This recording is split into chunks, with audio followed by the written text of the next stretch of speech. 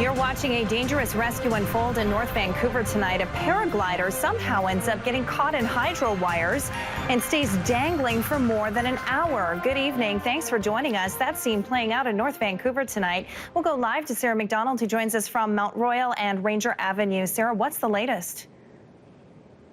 Well, Norma, you can see behind me here the damage this paraglider caused when he landed on the street sign behind me. Now, this neighborhood is quiet tonight, but earlier this evening, this paraglider's misfortune caused quite the spectacle.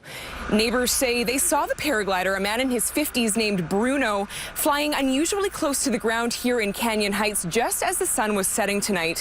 One neighbor described it as seeing Santa Claus in the summertime. It was so unusual to see somebody falling from the sky. Bruno later told residents here he intentionally landed on the power lines because he didn't want to damage any cars or get hit by a moving one. Instead, he wound up dangling from the power lines for more than an hour, waiting for hydro crews to arrive. And while Bruno likely wasn't very happy about his situation, neighbors here say the spectacle sparked an impromptu block party of sorts. So all my neighbors were here. There was about 150 neighbors with their dogs and everybody else. It was a spectacle. It was actually better than fireworks. He was actually a bit stunned. He was embarrassed, I have to say, because he realized that this is not what he expected. Have you ever been in a situation like this? Oh, no, not really, no. And you have any bruises, cuts? No, nothing. Now, that neighbor you just heard from earlier says he spoke to the paraglider after he was on the ground safely. He says he seemed embarrassed and tired, but that he's no amateur.